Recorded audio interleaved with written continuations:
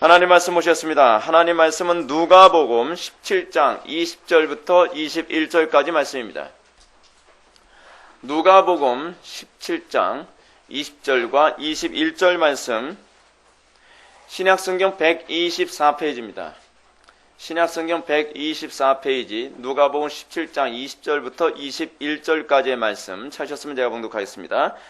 바리새인들이 하나님의 나라가 어느 때에 임하나이까 묻거늘 예수께서 대답하여 이르시되 하나님의 나라는 볼 수 있게 임하는 것이 아니요 또 여기 있다 저기 있다고도 못하리니 하나님의 나라는 너희 안에 있느니라. 아멘.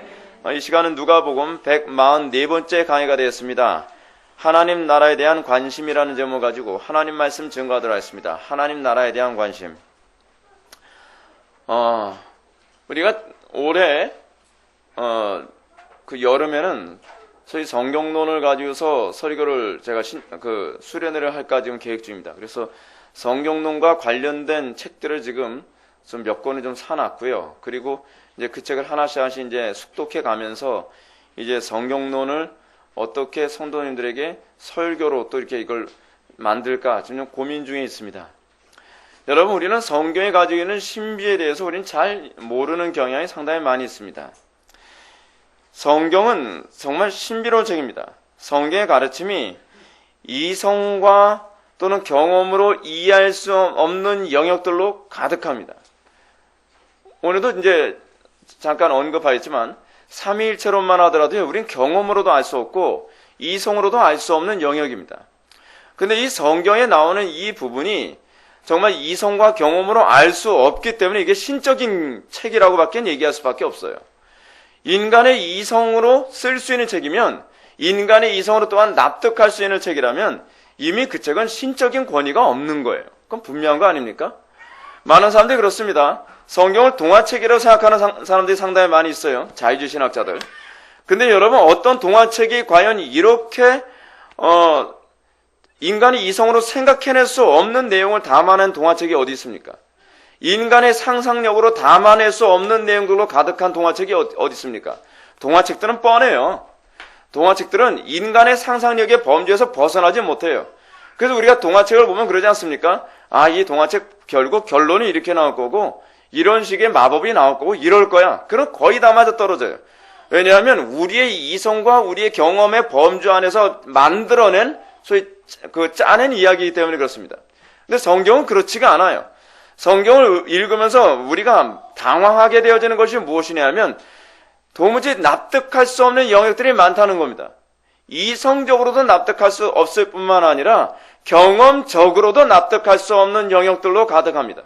그 이게 무슨 얘기냐면 어떤 경험을 가진 사람이 자기 경험을 근거로 하여 책을 쓴 것도 아니고 어떤 이성적인 합리성을 가진 사람이 자기 이성적 합리성을 풀기 위해서 쓴 책도 아니라는 것을 오히려 입증해 주는 겁니다. 이것만큼 여러분 성경이 신적이라는 것을 입증해 줄 만한 중요한 그 근거가 어디 있겠습니까? 물론 성경은요, 또 독특하게도 우리 이성과 경험으로 어느 정도 이해할 수 있는 영역들로 가득합니다. 그러나 성경의 진면목은 이성과 경험으로 보거나 만져볼 수가 없다는 게 이게 문제입니다. 이성적으로 알 수 있는 것 같은데 어느 시점을 가면 이성적으로 알 수가 없어요. 경험적으로도 어느 정도 알 것 같은데 어느 정도 선을 넘어가면 경험적으로 알 수가 없어요. 그래서 이게 신비한 책이라는 겁니다. 신비한 책이라는 거예요. 제가 이 자리에서 분명히 말씀드리지만 성경은요, 그럼에도 불구하고 반이성적이지가 않습니다. 여러분, 자꾸 무슨 궤변을 늘어놓는 것처럼 보이죠? 근데 그게 성경의 특징입니다. 성경은 반이성적이지 않고요, 어떠냐면 초이성적입니다.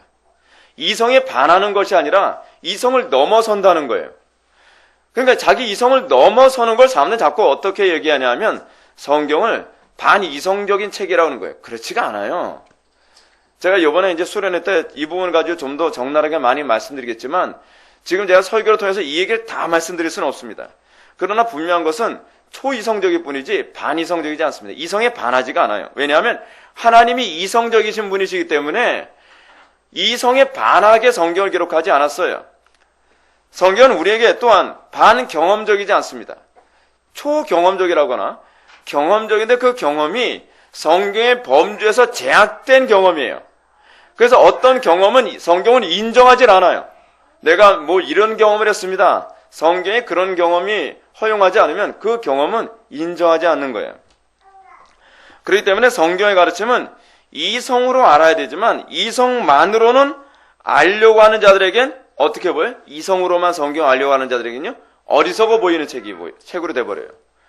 또 경험적이지만 경험으로만 성경을 알려고 하는 사람들에게 성경을 항상 어떻게 돼요? 거리끼는 게 돼버리는 거예요.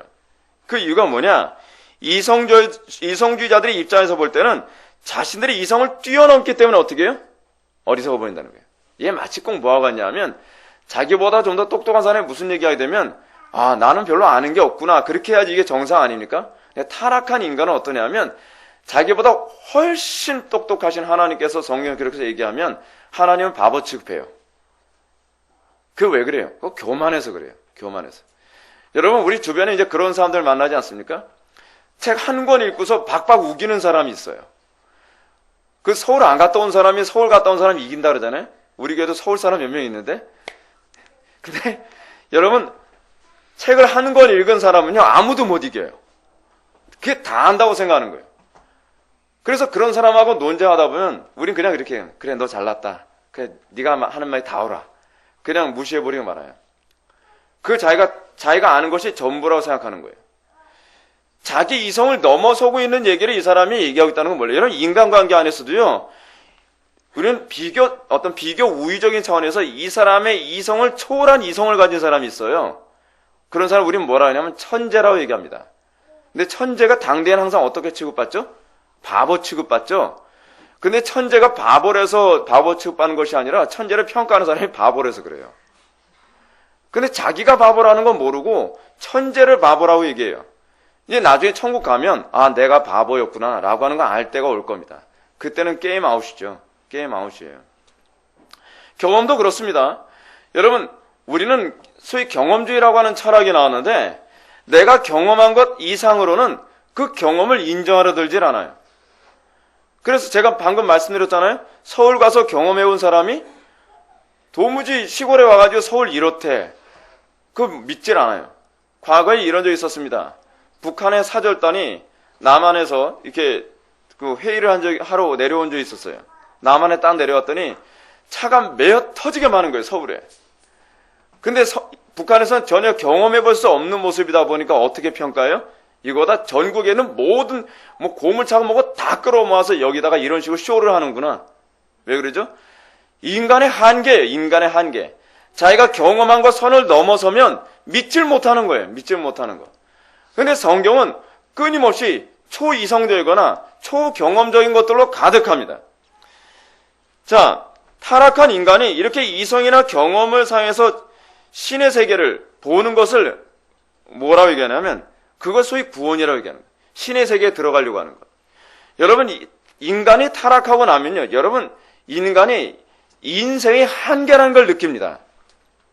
이성적 한계를 느끼거나 경험적 한계를 느껴요. 이성주의를 그래서 여러분 이걸 두 개를 뭐냐 하나는 이성주의 하나는 경험주의라고 얘기하는데 이성적 한계를 느끼면서까지도 자꾸 인간이 뭔가 추구하려고 하는 이유가 뭐냐면 현재 인생의 삶의 한계점을 뛰어넘는 방법은 뭐냐면 신의 세계에 들어가는 것이라고 생각하는 거예요. 그렇게 해야만 이 피조물의 한계를 뛰어넘을 수 있다고 생각하는 겁니다. 피조물된 존재의 한계가 사람을 고통스럽게 하고 불행하게 만든다고 생각을 하는 거예요. 그래서 자꾸 요즘에 많이 나오는 철학세계가 뭐냐면 내가 신이 되려고 하는 소위 뉴에이지적인 사고가 점점 확산되는 이유가 뭐냐면 타락한 인간의 본성으로서는 더 이상 뛰어넘을 수 없으니 이제는 뭐예요? 내가 신이 되자. 내가 신의 세계에 어떻게 하든지 들어가 보자. 이런 거 굉장히 많이 하게 되죠. 그래서 점점 신의 세계를 동경합니다. 그리고 그 신의 세계에 진입하게 될 때 자기가 진짜 구원을 받았다고 생각하는 거죠. 그것을 뭐라고 얘기하냐면 바로 불교의 교리가 바로 그거예요. 요즘에 많은 사람들이 자꾸 신과 합의를 추구하는 어떤 신비주의 자꾸 빠지려고 하고 옛날에 히피들도 자꾸 이제 그런 걸 추구했는데 그것이 사실 다 뭐냐면 그들이 가지고 있는 구원관이에요. 구원관. 근데 문제는 인간이 신의 세계에 진입하기 위해서 사용할 수 있는 유일한 채널이 이거예요. 이성과 뭐예요? 경험이에요. 근데 이성과 경험으로 신의 세계를 이게 진입해 들어가려고 하는데 이성이나 경험 가지고 신의 세계를 진입하는데 한계가 있어요. 왜냐하면 왜곡되거든요. 이성이 제대로 작동을 하냐? 그렇지가 못해요.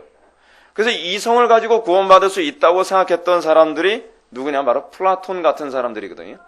그리고 지금 이성으로 구원받을 수 있다고 생각하는 종교가 어떤 종교냐? 바로 천주교예요. 아리스토텔레스주의. 그죠? 그 사람들은 소위 이성은 타락하지 않았다라고 보는 거예요. 왜곡되지 않았다. 근데 인간의 이성과 경험은 다 왜곡되고 다 타락했어요.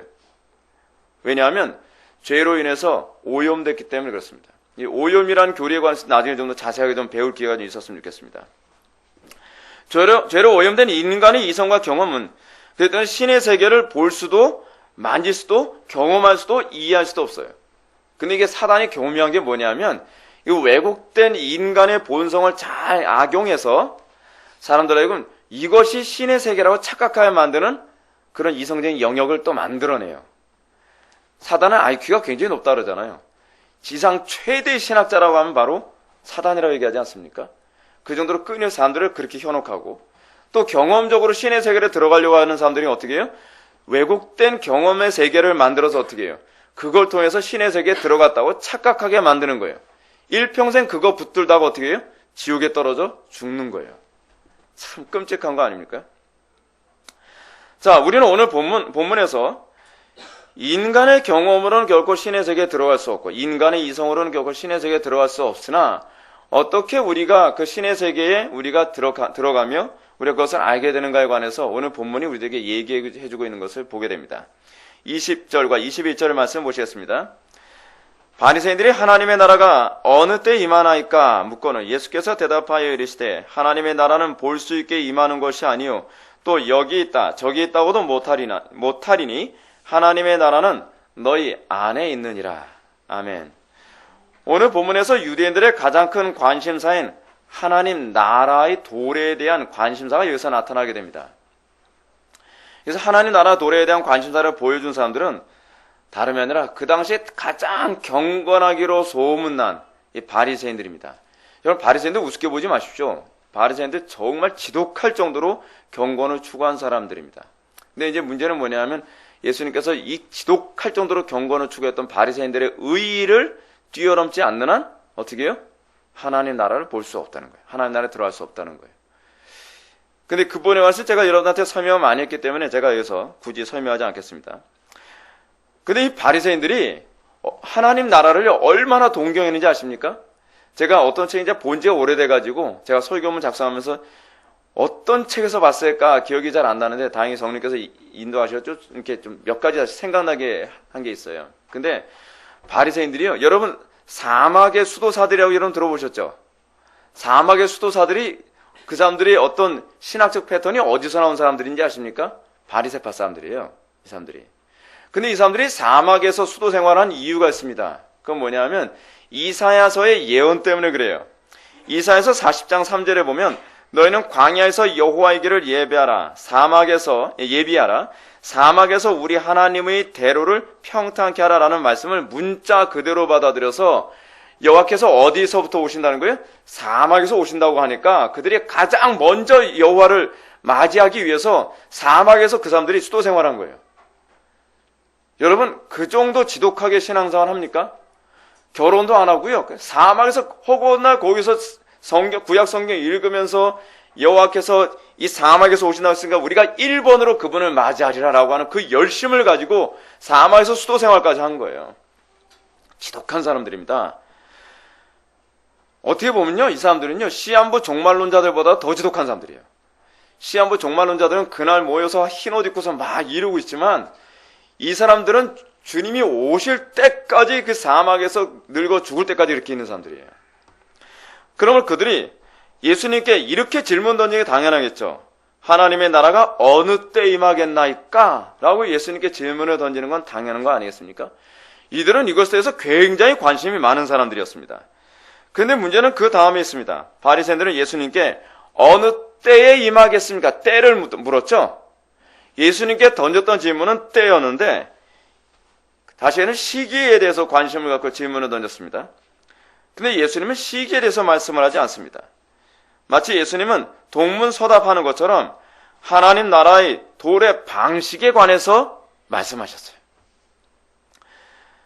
다시 말해서 하나님의 나라는 볼 수 있게 임하는 것이 아니요 라고 말씀하는 것입니다. 이런 데와는 예수님의 제자들이 예수님의 승천 이전에 던졌던 질문하고도 일치합니다. 이게 같은 누가복음이라는 점에서 아주 흥미로워요. 누가복음에서 누가는 이 부분을 이렇게 얘기하고 있는데, 동일한 누가가 사도행전을 기록하면서 사도행전 1장에서도 이 질문이 제자들의 입에서 또 나오고 있는 것을 보여야 됩니다. 제자들이 뭐라고 얘기합니까? 주께서 이스라엘 나라를 회복하심이 이때이니까 라고 때에 관해서 질문을 던져요. 근데 때에 관해서 질문을 던지면 예수님께서는 때에 관한 질문에 대해서 말씀을 안 해주세요. 이 질문에 대한 예수님의 대답은 단호했습니다. 때와 시기는 아버지께서 자기 권한에 두셨으니, 누구 권한이요? 아버지 당신 자신의 권한이라는 거예요. 아버지의 권한인데 왜 니네들이 자꾸 거기에 신경 쓰냐는 겁니다. 너희가 알 바가 아니오. 오직 성령이 너희에게 임하시면 너희가 권능을 받고 예루살렘과 온 유대와 사마리아와 땅끝까지 이르러 내 증인이 되리라. 우리가 관심 가져야 되는 게 뭐예요? 때가 아니에요. 우리가 관심 가져야 되는 건 뭐죠? 권능을 받고 그리고 증인의 삶을 사는 거예요. 성령이 너희에게 임하시면 너희가 권능을 받고 예루살렘과 온 유대와 사마리아와 땅끝까지 이르러 내 증인이 되리라 하시니라. 주님께서는 여러분 성경의 많은 부분을 우리가 보면 우리가 좀 잘 발견해야 될 게 하나 있습니다. 그리고 여러분들 신앙생활하면서 여러분들에게 바뀌어야 되는 게 하나 있습니다. 그럼 관심사입니다. 관심사. 하나님은 관심이 없는데 우리는 관심 많은 게 너무 많아요. 우리는 이 땅에서 부귀, 명예, 성공에 대해서 관심이 너무 많은데 하나님은 그게 별로 관심이 없어요. 하나님께서는 주님의 재림의 때에 대해서 관심 갖지 말라는데 우리는 그 때에 너무 관심을 많이 가져요. 하나님께서 이런 부분에 대해서 관심 갖지 말라고 얘기하는데 우리는 그 부분에 대한 너무 관심을 많이 갖고 오히려 하나님께서 원하시는 거에 관심이 없어요. 여러분, 주님의 재림의 때에 대해서 관심을 갖는 사람들 치고 여기서 얘기하는 성령이 너에게 임하시면 너의 권능을 받고 예루살렘과 온 유대와 사마리아 땅끝까지 이르러 내 증인이 되리라라는 이것에 관심 가는 사람 몇이나 보셨습니까? 주님의 때에 관심을 가지면서 성화에 대해서 관심을 갖지 않아요. 주님의 때에는 관심을 갖는데 그가 거룩한 삶을 살고 하나님을 영화롭게 하고 어찌하든지 주의 복음을 더욱더 바르게 증거하는 삶을 살려고 하는데 관심이 없어요.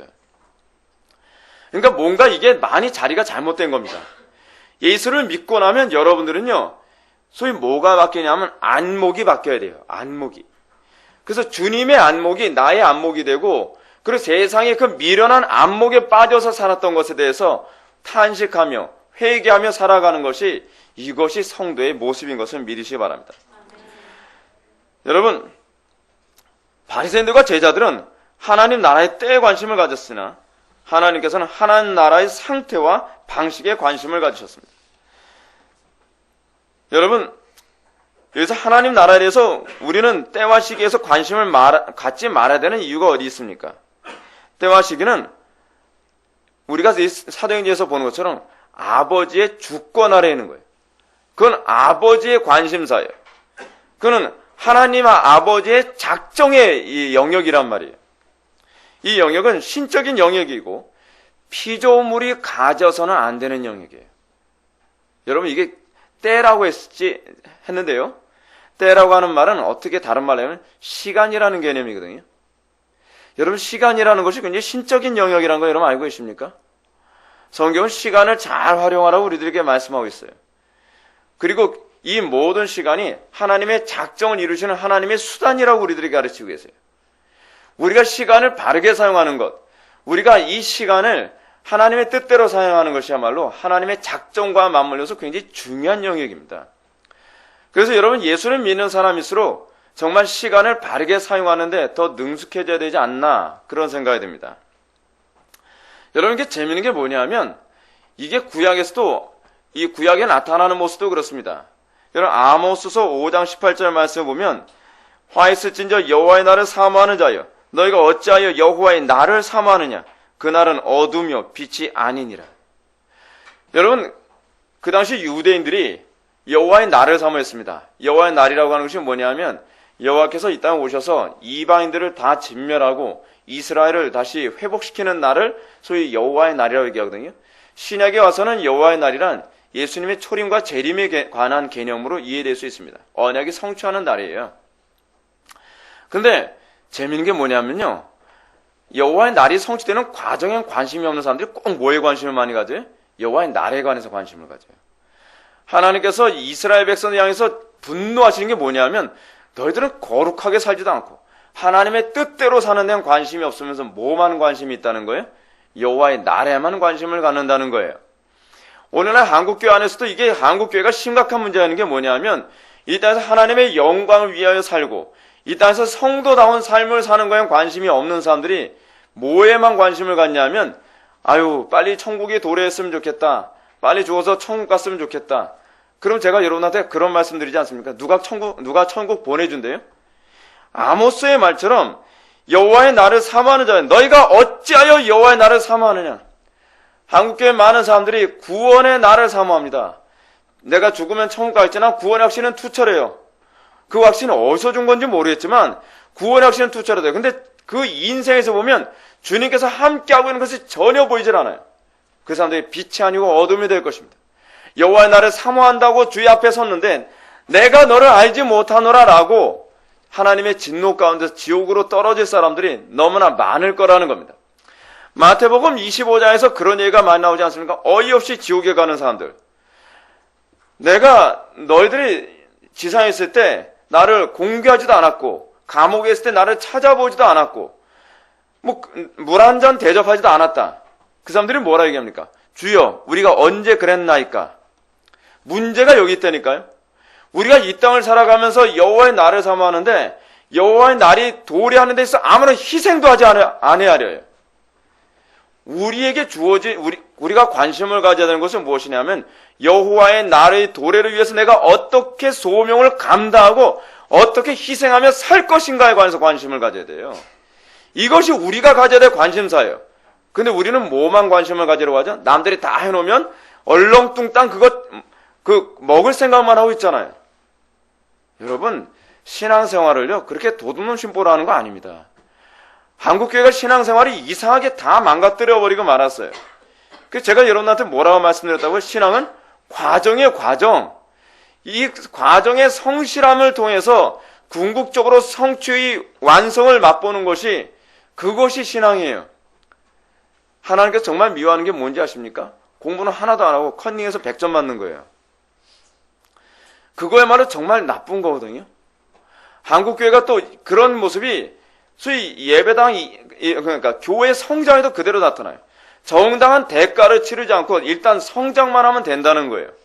수단과 방법을 가리지 않고 성장만 하면 된다는 거죠. 그게 성경의 정신에 완전히 위배되는 것입니다. 그래서 여러분들 자녀들을 양육할 때도 자녀들에게 자꾸 목적 지향적이라거나 결과 지향적으로 가르치지 마십시오. 우리나라 사회는 자꾸 그러지 않습니까? 아이들 성적표 받아왔으면 그래 성적표 줘봐. 너 몇 점 맞았는데 그 성적이 부모님이 원하는 만큼 나오지 않으면 막 화를 내요. 애는 나름대로 최선을 다했는데. 그럼 아이들이 어떻게 되죠?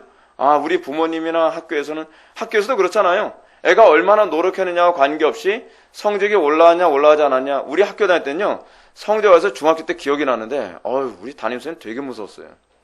아이들을 성적 가지고 때리는데 예를 들어서 한 50문제 되잖아요. 50문제 되는데 예를 들어서 20개 틀렸으면 20대를 맞는 거예요. 근데 뭐로 때리냐면 당구채로 때려요. 왜냐면 잘 부러지니까. 당구채 안에는 쇠심이 들어가 있거든요. 그럼 당구채로 맞고 나면 막 거의 시퍼렇게 멍이 들어요. 막. 그럼 어떤 애는 막 계산하는 거야. 계산해보니까 자기는 한 20대를 맞아야 되는 거예요. 그럼 뭐 체육복부터 입기 시작하면서 막 여러 개 껴입고서 가요. 그래서 맞는 거예요. 그러니까 아이들이 자꾸 어떻게 되냐면 결과를 가지고 자꾸 심판을 하니까 아이들이 어쩌니 좋은 결과를 맺기 위해서 과정을 중요시 여기질 않아요. 뭐 컨닝하고 뭐 난리도 아니죠. 근데 여러분, 우리는 자녀들에게 뭐라고 가르쳐야 되는지 아십니까? 결과는 중요하지 않아. 중요한 건 네가 얼마나 성실했느냐가 중요해라고 파이팅을 해줄 수 있어야 돼요. 부모가요.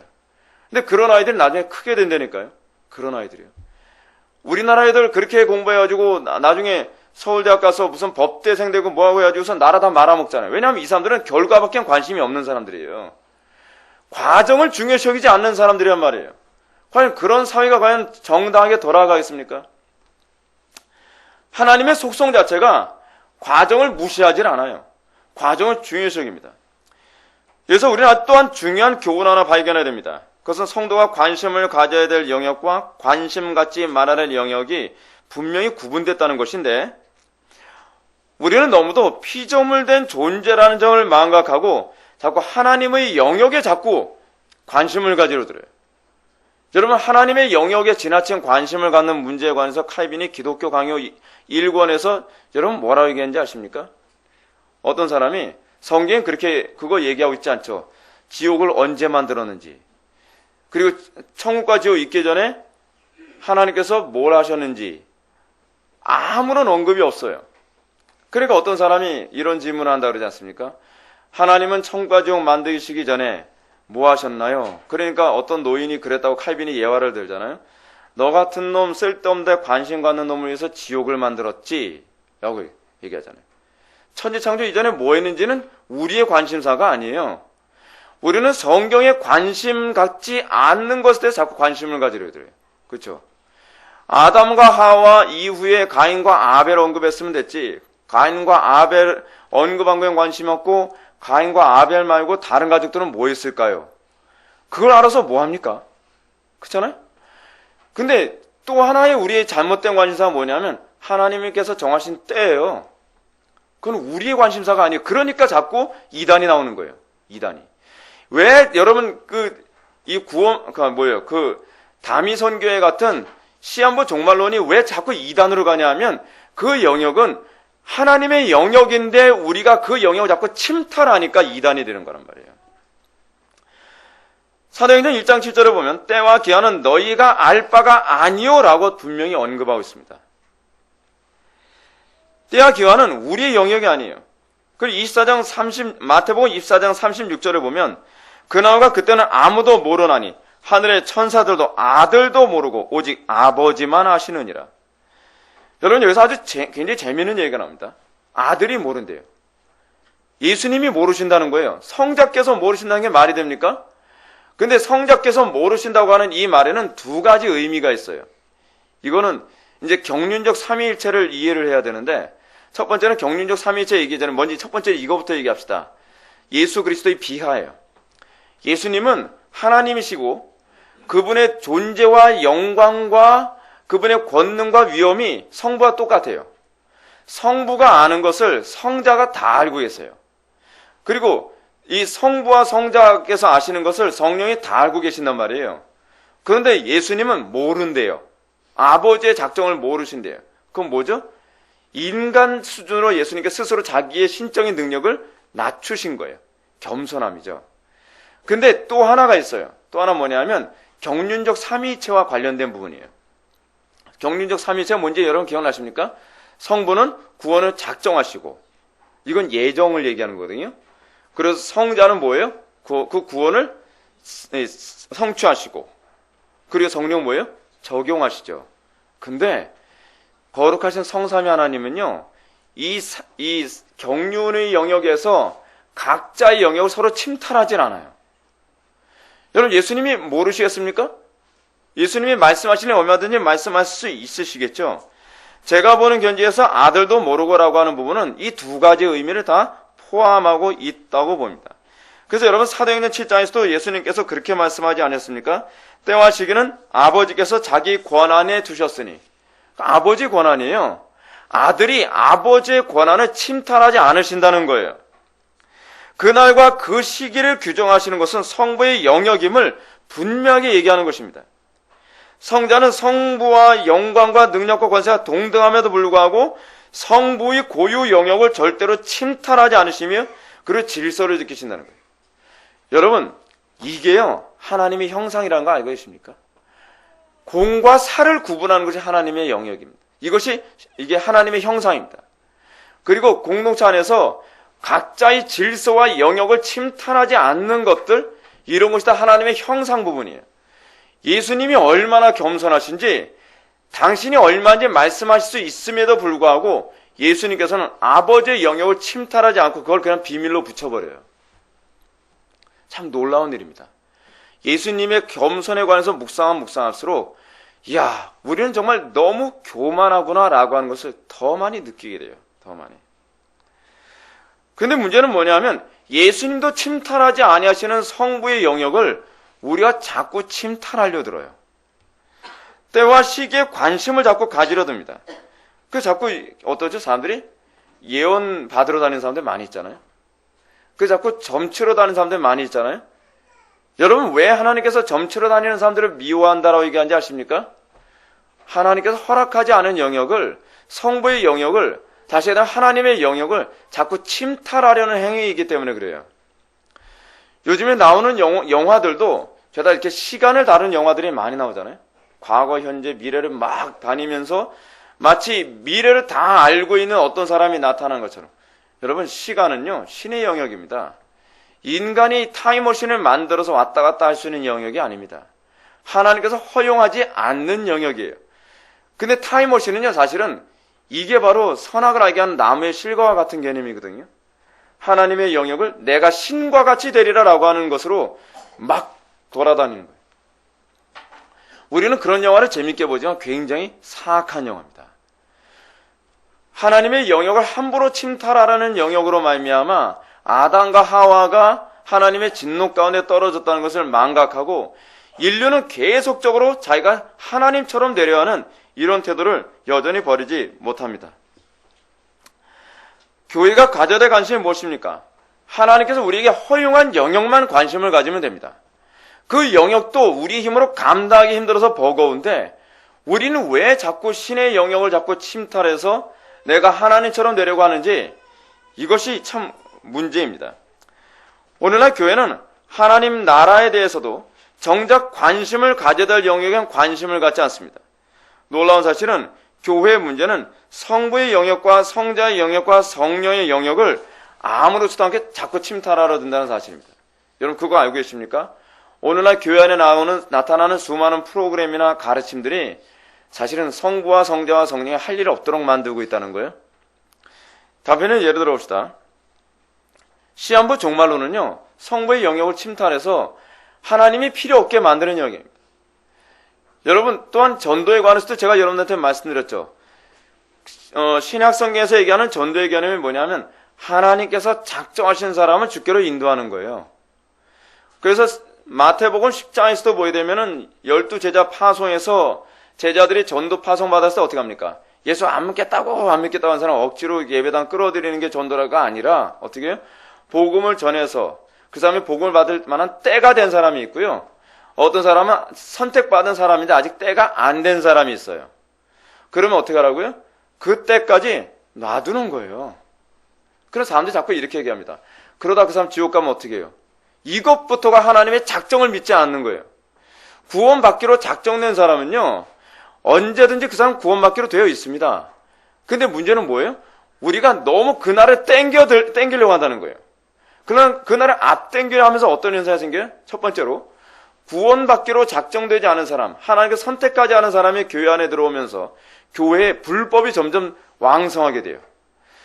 또 구원받기로 작정된 사람이지만 아직 때가 되지 않은 사람들을 미리 교회 안에 강제로 끌어들이는 것으로 말미암아 어떤 현상이 나타나냐면 그 사람이 계속적으로 그 공동체를 파괴하는 일에 또 하나 동참을 하게 돼요. 성경은요, 우리에게 전도부터 시작해서 모든 영역에서 항상 우리에게 요구하는 것이 뭐냐면 때와 시기를 하나님께 맡기는 법을 배우라는 거예요. 인내하는 법을 배워야 돼요. 여러분, 자녀들 양육하는 것도 그렇습니다. 여러분들이 애쓴다고 자녀들이 빨리 똑똑해집니까? 늦던 애들은 늦되는 거예요. 그것도 하나님의 작정 때까지 맡기는 법을 터득해야 돼요. 교회 성장, 제가 목회하면서 느낀 게 하나 있습니다. 아무리 애쓴다고 해서 교회가 성장하는 게 아니에요. 주님께서 때가 있어요. 그걸 여러분 전도서에 나오잖아요. 천하의 범사가 때가 있고 기한이 있고 목적이 이루는 때가 있다 그러잖아요. 때와 기한은 하나님의 주권과 작정 가운데 있는 거거든요. 목사가 애를 써야 되죠, 분명히. 이거는 우리에게 주어진 영역이에요. 근데 애를 쓰지만 성장하고 부흥하는 건 하나님의 주권에 우리가 맡기는 것도 그것도 겸손입니다. 거기서 우리가 안식하는 법도 배워야 되는 거죠. 근데 우리는 자꾸 하나님의 영역을 침탈하려 든단 말이에요. 침탈하려 들어요. 오늘날 그리고요, 이 성부의 영역을 이런 식으로 침탈하고, 오늘날 이미 성취하신 구속의 사역을 우리 힘으로 성취하려고 하는 것, 마치 성자께서 필요 없도록 만드신 걸 뭐냐면 행위구원이에요. 행위구원. 자꾸 나의 선행으로 자꾸 구원을 자꾸 추구하려고 들어요. 오늘날 점점 교회 안은요, 그리스도가 필요 없어지게 만드는 가르침대로 점점 늘어나고 있는 거 여러분 알고 계십니까? 그것 때문에 WCC가 나오게 되는 것이고요. 예수 그리스도의 구속 사건을 통해서 구원받아야 된다라고 하는 이것이 교회 안에서 많이 강조되어야 되는 거잖아요. 솔루스 크리스토스, 오직 그리스도를 통해서만, 오직 성부를 통해서만, 그리고 오직 성령을 통해서만, 우리는 오직 성부와 성자와 성령 하나님을 통해서만 교회가 교회됨이 나타나는데, 우리는 오늘날 교회 안에서 성부의 작정이 필요 없게 만들어버리려고 하고요, 성자의 그 구속사역이 필요 없게 만들어지려고 하고요, 또 하나 성령의 그 적용케 하시는 사역이 무용지물이 되게 만들려고 해요. 오늘날 교회에서 기도 안 하잖아요. 구원을 적용하시는 분은 성령님이 하시는 거잖아요. 근데 기도를 안 하고 그 영역을 뭐로 다 채우려고 그래요? 성령님이 임재하지 않으시니까 음악으로 그걸 다 채우려고 들어요. 천주교 때는 뭐로 채우는지 아십니까? 건물로 채웠어요. 그 파이프 오르간을 채웠고, 그리고 회중 뒤에 있는 성가대 통해서 마치 성령님이 임재하신 것처럼 자꾸 조장해내는 거예요. 여러분, 어느 시대든지요, 항상 교회 안에서 성부와 성자와 성령님을 쫓아내려고 하는 시도가 얼마나 많이 있었는지 아십니까? 성부께서 필요 없게 만드시고, 성자께서 필요 없게 만드시고, 성령께서 필요 없게 만드시는 것. 말씀보다 뭘 가르쳐요? 세상적인 것 자꾸 가르치죠.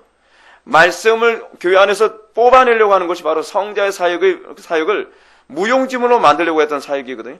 그게 중세 로마 가톨릭에서 있었던 거예요.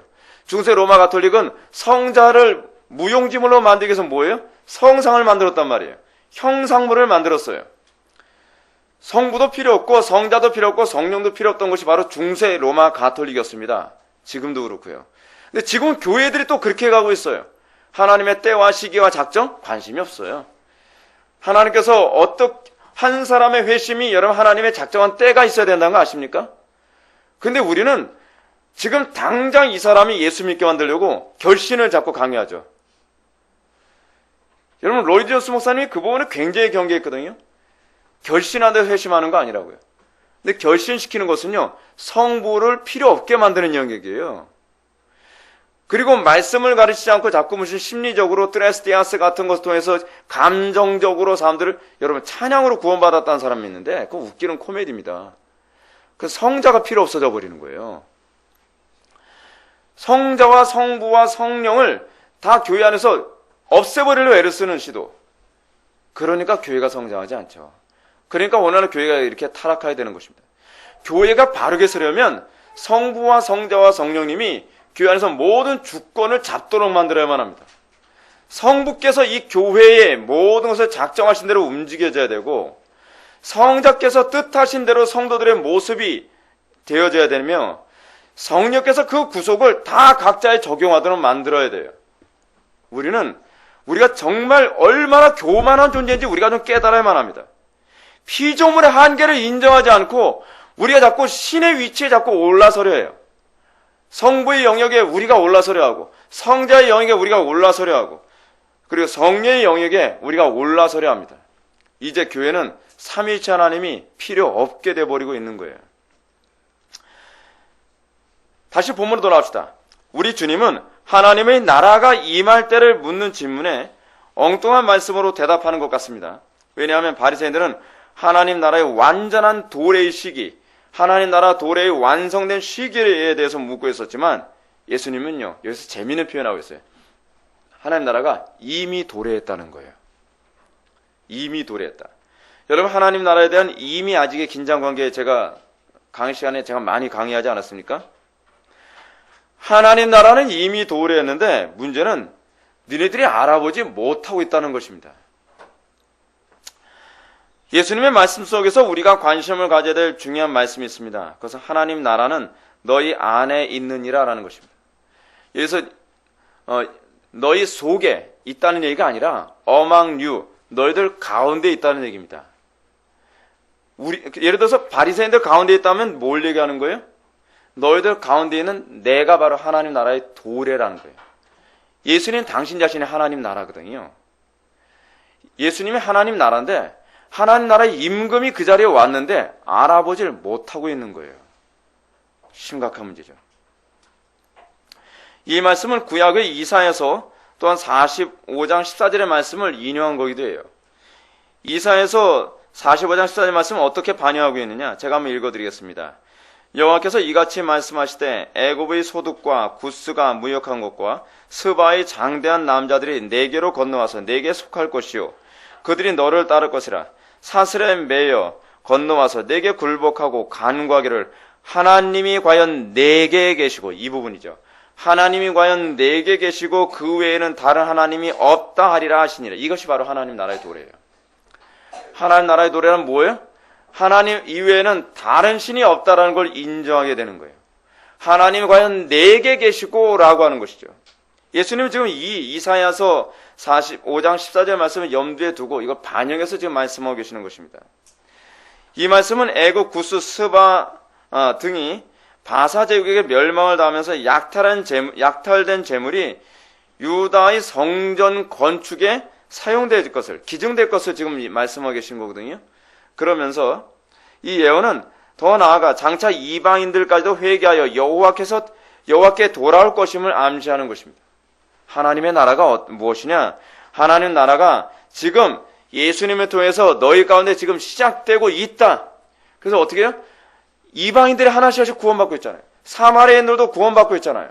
세리와 창기, 영적인 이방인으로 치부했던 세리와 창기들이 하나씩 하나님 나라에 들어가고 있잖아요. 근데 심각한 게 뭔지 아세요? 하나님 나라가 그토록 하나님의 나라를 기다린다고 하는 이 바리새인들이 하나님 나라가 왔는데 도래를 했는데 하나님 나라의 도래를 전혀 감지하고 있지 못하다는 것입니다. 이런 예수님의 말씀은 하나님 나라의 독특한 특징을 보여줍니다. 즉 하나님 나라가 볼 수 있게 임하는 것이 아니요 라는 것입니다. 하나님 나라가 영적으로 임하는 나라라는 점입니다. 하나님의 나라는 이성으로 그 도래를 알 수 있는 것이 아니에요. 하나님의 나라는 경험으로 하나님 나라의 도래를 아는 것이 아니에요. 그의 나라는 예수님을 필두로 세상 나라에 침투해 들어오고 있어요. 그 나라는 누룩처럼 침투해서 세상 나라에 침투해 들어오는 겁니다. 하나님 나라의 도래의 독특성이 뭔지 아세요? 영적인 세계가 육적인 세계를 침투하여 육적인 세계를 다 영적으로 다 바꾸는 나라예요. 그게 하나님 나라의 특징이에요. 근데 영적인 거라고 하는 것이 신비한 어떤 그 상태를 얘기하는 것이 아니라 영적인 거라는 건 뭐예요? 하나님의 통치 원리를 얘기하는 거예요. 우리는 자꾸 영적인 걸 신비한 영역으로 자꾸 생각을 하잖아요. 근데 성경에서 얘기하는 영적인 거라고 하는 것이 무엇이냐면 하나님적 사고방식을 얘기해요. 신적 사고방식. 근데 우리는 자꾸 이 플라톤주의나 이 영주주의 영향을 받아가지고 영과 육을 자꾸 구분하러 들어요. 영과 육을 구분하는 게 아닙니다. 하나님적 사고방식이 바로 영적인 거예요. 그래서 여러분 영적인 것과 반대되는 것이 뭐라 하죠? 육적인 거라 하죠. 육적인 걸 여러분 사도 바울은 주로 뭐라고 얘기하죠? 죄악됨을 육적인 거라고 얘기해요. 그러니까 자꾸 신비적으로 해석하는 것은 별로 바람직하지 않습니다. 하나님적 사고방식이 지금 어떻게 해요? 지금 그 땅에 침투해 들어오고 있어요. 세리와 창기가 성령으로 거듭나면서 어떻게 해요? 그들의 안목이 바뀌고 그들의 사고방식이 바뀌어요. 여러분들이 하나님 나라에 들어왔다는 걸 여러분 어떻게 알죠? 여러분들이 거듭났다는 걸 어떻게 알죠? 여러분들이 영적으로 사고하게 됐다는 거 했을 때 그 영적인 세계 안에 들어왔다는 걸 어떻게 알죠? 하나님적 사고방식을 하느냐에 관한 문제예요. 옛 아담이 타락하기 이전적 사고방식을 하느냐, 예수님처럼 사고하느냐가 관한 문제예요. 근데 여러분 문제가 뭐냐면 오늘날 난 거듭났어요 라고 얘기하는 많은 사람들의 모습에서 사고방식에 아무런 변화가 없어요. 사고의 방식이에요. 라이프 스타일. 여러분들이 어떤 것을 사고하는데 사물을 보는 해석하는 방식, 재물을 보고 해석하는 방식이 영적이냐 육적이냐에 관한 문제가 뭐예요? 영적이라고 했을 때 그 재물이 하나님의 주권 안에서 쓰여져야 되고 이해되어져 하나님의 공 가운데, 이게 영적인 사고방식이거든요. 신비적으로 무슨 뭐 환상의 세계가 아니에요. 무슨 4차원적인 세계를 자꾸 영적인 세계로 이해하는데 자꾸 여러분들이 그렇게 이해하는 이유는 뭐냐면 이 플라톤주의적 사고방식 때문에 그래요. 근데 성경의 사고방식은 이런 철학적 사고방식이 좀 다릅니다. 그래서 우리가 이런 개념이 좀 4차원적 사고방식이 좀 바뀌어야만 해요. 다시 얘기해서 그 나라가 도래를 시작했는데 그들은 그들의 오감으로 전혀 감지를 못하고 있습니다. 사랑하는 성도 여러분, 저는 여러분들에게 서론에서 타락한 인간이 그 한계를 극복하는 유일한 길로 자꾸 신의 세계에 들어가려고 하는 것이라고 말씀드렸습니다. 근데 문제는 이렇게 신의 세계에 들어가는 것이 이성이나 경험으로 되는 것이 아니라 오로지 뭐로만 돼요? 은혜로만 되는 거예요. 믿음으로만 되는 거예요. 하나님께서 볼 수 있게 해주셔야 돼요. 오늘 본문을 보면 바리새인들은 그 누구보다 하나님 나라를 고대했던 사람들입니다. 그리고 여러분들이 요한복음 3장에 보게 되면 니고데모가 나오지 않습니까? 니고데모가 하나님 나라를 보지 못해요. 그러니까 예수님이 뭐라고 말씀하시죠? 네가 백성의 교사라는 양반이 네가 아직 하나님의 나라, 소위 중생을 알지 못하느냐라고 얘기하는 거예요. 위로부터 나지 않고서는 하나님의 나라를 볼 수 없느니라. 하나님의 나라는 우리의 타락한 본성으로는 볼 수 있는 나라가 아니에요. 하나님의 나라는 어떻게 해야 돼요? 거듭나야만 볼 수 있는 나라예요. 새로운 변화가 있어야 돼요. 왜 하나님께서는 자꾸 거듭나야만 볼 수 있다고 얘기하느냐? 이게 안목의 변화를 얘기하는 거예요. 그게 거듭남이라고 정의를 내리고 있는 거예요. 구약적 개념에서 거듭남이라는 개념은 안목이 바뀌는 거거든요. 안목이 바뀌는 거. 아담과 하와가 여러분 타락하고 나서 뭐가 바뀌었죠? 안목이 바뀌었어요. 환경은 달라진 게 하나도 없어요. 거듭났다라고 하는 것을 예수님께서 요한복음에서 뭐라 했냐면 안목의 변화라고 얘기하는 거예요. 그러니까 어떻게 안목이 변하느냐? 볼 수 없던 것이 보이는 거예요. 성령으로 거듭나지 않고서 하나님의 나라를 볼 수 없느니라라고 하는 것은 하나님의 나라는 거듭나야만 보여지는 나라라는 거예요. 거듭나지 않으면 그 나라가 보이지가 않아요. 아무리 설명해도 납득이 가질 않아요. 하나님의 나라에 관해서 아무리 설교를 많이 듣고 하나님 나라에 관해서 아무리 강의를 많이 해도 여러분들은 아무 느낌이 없는 거예요. 그게 뭐야 그게 하나님 나라가. 왜 그렇죠? 하나님의 나라는 이성으로 알 수 있는 나라가 아니거든요. 타락한 이성으로는 알 수 없고 타락한 경험으로도 알 수가 없어요. 놀라운 사실은 그들이 이미 도래한 하나님의 나라를 알고 있지 못하다는 것인데 하나님의 나라를 알지 못하는 이유가 있어요. 그 이유가 뭐냐? 예수님이 왕이시라는 게 보이지가 않는 거예요. 문제가 그거예요. 하나님의 나라가 보이기 위해서 가장 첫 번째로 보여야 되는 것이 뭐냐면 예수님이 왕 되심이 인정돼야 되는 거예요. 이거를 이제 존 메가더 목사님은 로드십 세이베이션이라는 말을 했었는데 주의 주되심이 인정되어지는 거예요. 예수님이 온 우주의 왕이시오, 예수님이 내 인생의 주관자이시오, 왕이시라는 것이 보이기 전에는 하나님의 나라는 보이지가 않아요. 예수님 자체가 하나님 나라이시고 예수님 자체가 하나님 나라의 왕이기도 하시거든요. 근데 예수님이 왕으로 보이지 않고 뭐로 보여요? 어디서 이상한 그 교리를 가르치는 무슨 이단자 같이 보이는 거예요. 예수님이 이상하게 보이는 거예요. 이 바리새인들에게는 어떻게 하든지 저거 죽여야 될 놈으로 보이는 거예요. 여러분들이 하나님의 나라를 보려면 여러분들에게 가장 먼저 받게 되는 것이 뭐냐면 예수님이 왕 되심으로 보여줘야 돼요. 예수님이 내 인생의 왕이 되시고 예수님이 나의 인생의 주관자 되심을 보여야 돼요. 예수님의 왕 되심이 보이지 않는 한 하나님 나라의 도래를 아무리 얘기해도 하나님 나라에 대한 비유를 아무리 설명해주고 하나님 나라에 비유해서 아무리 얘기를 해줘도 도무지 하나님 나라의 도래가 느껴지지 않아요. 무슨 하나님의 나라예요? 그냥 사람들 모여서 예배드리고 있구만. 그게 아니거든요. 하나님의 나라는 어떻게 해요? 먹고 마시는 것이 아니에요. 눈으로 보는 것이 아니에요. 성령 안에서 의와 평강과 희락이거든요. 근데 그 의와 평강과 희락을 누가 느껴요? 예수님의 왕 되심을 인정한 사람들만 느끼는 나라예요. 고난 가운데서 하나님의 나라를 누린다니까요? 어떻게 해요? 예수님의 왕 되심을 인정할 때. 환난 중에도 기뻐하는, 어떻게 기뻐해요? 환난 중에. 이게 이해가 되는 사람들입니까? 환난 중에서 기뻐하는 이유가 있어요. 예수님이 이 모든 것을 통치하고 모든 것을 주관하신다는 것에 대한 믿음, 그 안목이 열렸을 때 비로소 하나님의 나라가 보이는 거예요. 감옥에서 고통당하고 있는 그 가운데서도 바울에게는 하나님의 나라가 보였던 거예요. 환난과 핍박 중에서도 사도들은 하나님의 나라가 보였던 거예요. 그래서 그들이 사도행전 4장에서 뭐라고 얘기해요? 예수 그리스도의 이름으로 말미암아 능력받는 데 합당한 자로 여김받는 것을 기뻐하였더라. 하나님의 나라가 보이려면 예수님의 왕되심이 보여야 돼요. 그러므로 누가복음 10장 23절을 보면 예수님이 이런 말씀하십니다. 제자들을 돌아보시며 조용히 이르시되 너희가 보는 것을 보는 눈은 복이 있도다. 그들이 뭘 봤죠? 그들이 예수님이 어떠함을 보셨죠? 주는 그리스도시요 살아계신 하나님의 아들이심을 알게 되지 않았나요? 제자들이 보는 것을 보는 자, 소위 사도들의 가르침이 여러분들에게 수용되는 자가 복된 사람입니다. 제자들처럼 예수님이 보이는 자들이 복된 사람들입니다. 그것이 안 보이면 우리는 결코 복받은 사람이 아니에요. 구원이 뭔지 모르는 사람이에요. 은혜가 뭔지 모르는 사람이에요. 자, 근데 재미있는 게 뭐냐면 이 표현이 지난 시간에서도 나왔던 표현이에요. 지난 시간에 여러분 10명의 그 나병 환자들 중에서 9명이 뭘 못 본 거죠? 예수님의 제사장 되심을 못 본 거예요. 그들 중에 딱 한 사람, 예수님만이, 그 한 사람만이 예수님이 영적인 제사장, 영원한 제사장이면 볼 수 있는 유일한 사람이었어요.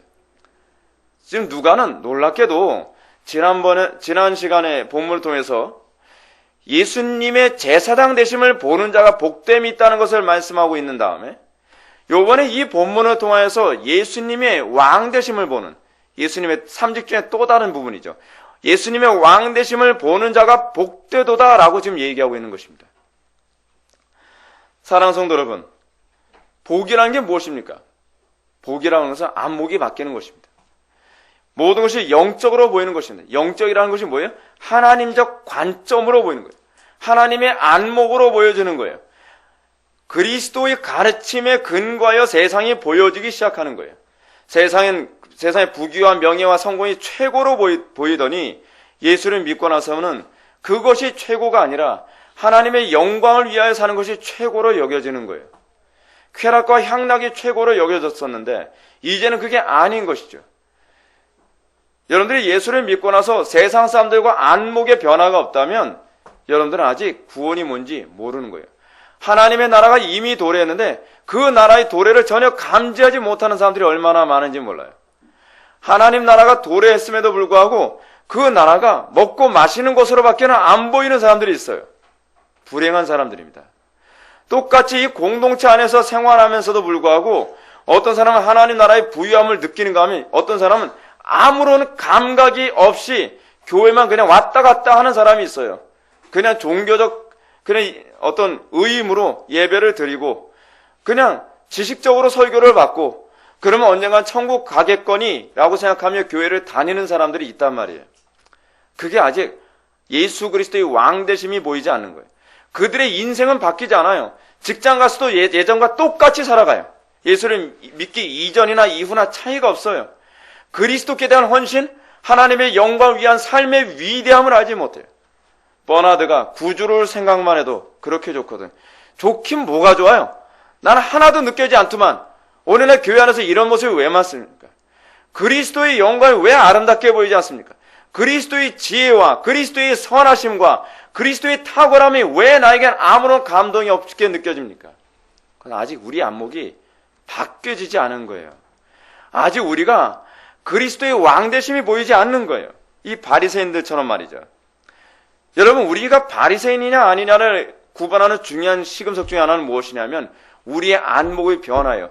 그리스도를 보는 우리의 안목의 변화, 그리스도를 보는 우리의 안목의 변화를 했을 때 비로소 우리는 어떻게 돼요? 마음을 다하고 뜻을 다하고 목숨을 다하고 힘을 다하고 지혜를 다해서 하나님을 사랑하는 법을 비로소 터득하게 돼요.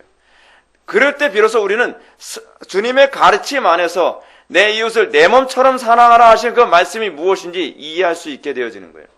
하나님의 나라는 그래서 사랑의 나라로 그래서 이해되어지는 겁니다.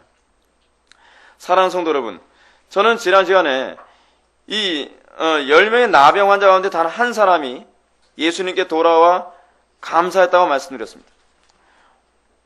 오늘 본문에서 정말 예수님의 왕되심을 인정하는 사람은 과연 그들의 삶이 어떤 삶으로 나타날까요? 예수님만이 영원한 왕 되심을 알아보는 성도들의 태도가 무엇인지 여러분 고민해 보아야만 합니다. 예수님만이 영원한 왕 되심을 고백하는 성도들은 그 삶 속에서 온전한 순종으로 반응해야 될 것입니다. 거룩한 전쟁에 헌신하게 되는 것으로 나타나야 될 것입니다. 예수님만이 왕 되심을 고백하며 그의 나라와 영광 위에 즐거이 헌신하고 그의 나라와 영광 위에 살아가는 것이 인생의 최고의 기쁨이라는 것을 알아가게 될 것입니다. 제가 지난 본문과 이번 본문을 통해서 여러분들에게 말씀드리고 싶은 것은 바로 안목의 변화입니다. 예수님을 올바로 알아보는 안목이 바로 중생한 자들의 특징이라는 것입니다. 우리에게 이 안목의 변화가 있는지 생각해 봐야만 합니다. 우리에게서 예수님만이 나의 유일한 제사장, 나의 영적 문둥병을 치료해 줄 수 있는 유일한 제사장이라는 안목의 변화가 있을 때, 여러분들은 죄의 문제가 있을 때 여러분들의 힘과 의지로 죄 문제를 해결하지 않고 그리스도께 나와 무릎을 꿇고 주께서 말씀만 하신다면 나의 이 타락한 본성, 음란함과 게으름과 나태함과 죄악됨이 제거되고 내가 깨끗하게 될 줄 믿습니다라고 하나님께 구하게 될 것입니다. 또한 그리스도께서 왕 되심을 고백하는 사람이라고 한다면 우리가 그리스도의 거룩한 전쟁에 깃발을 들고 세상에 나가 세상을 거룩하게 하는 빛된 삶을 살아가는데 헌신된 삶을 살아가게 될 것입니다. 진리의 깃발을 드는 것을 부끄러워하지 않게 될 것입니다. 이 땅에서 거룩한 전쟁을 위하여 부름받은 것을 영광으로 여기게 될 것입니다. 우리에게 이 안목이 열려야만 합니다. 바울이 다메섹 도상에서 주님을 만난 후에 두 눈을 볼 수 없게 되었을 때 아나니아라는 제자의 안수를 받고 그 눈에서 비늘 같은 것이 떨어져 나갔더라 라고 얘기합니다. 신앙이라는 것은 무엇이냐 하면 우리에게서 그 비늘 같은 것이 떨어져 나가는 경험입니다. 세상의 것이 그토록 좋아 보이던 것이 이 왜곡이라고 하는 이 죄의 오염이라고 하는 이 비늘이 눈에서 떨어져 나가면서 세상의 죄악이 혐오스럽고 추하고 더럽게 보이기 시작하며 예수 그리스도께서 행하심이 그 미련하고 어리석고 안일하고 답답한 것처럼 보였었는데 그것이 가장 아름답고 사랑스러우며 그래서 그리스도를 생각만 해도 이렇게 좋거든 그 얼굴 볼 때 얼마나 좋으랴라고 고백할 수 있는 태도로 변하게 되는 것입니다. 이렇게 될 때 그 인생이 일평생 그리스도만을 향하여 살아가게 될 것입니다. 이거는 교육으로 되는 것이 아닙니다. 2015년을 맞이하면서 우리가 2015년 첫째 주에 우리에게 주어진 목표가 분명합니다. 우리는 그리스도께만 향하며 그리스도만을 나의 최고의 기쁨으로 여길 수 있는 안목의 변화를 여러분은 구해야만 합니다. 날이 갈수록 그리스도가 더 소중하게 보여야만 합니다.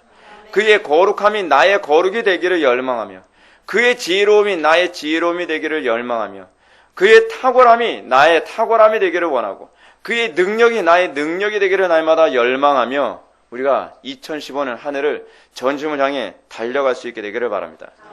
여러분들의 안목과 관심이 바뀌었을 때 여러분들의 가정이 변화가 될 것입니다. 여러분들을 만나는 사람들에게 놀라운 영향을 끼치게 될 것입니다. 더 나아가 이 교회와 이 나라가 놀랍게 더욱더 변화될 것을 믿으시기 바랍니다. 다 같이 기도하시겠습니다.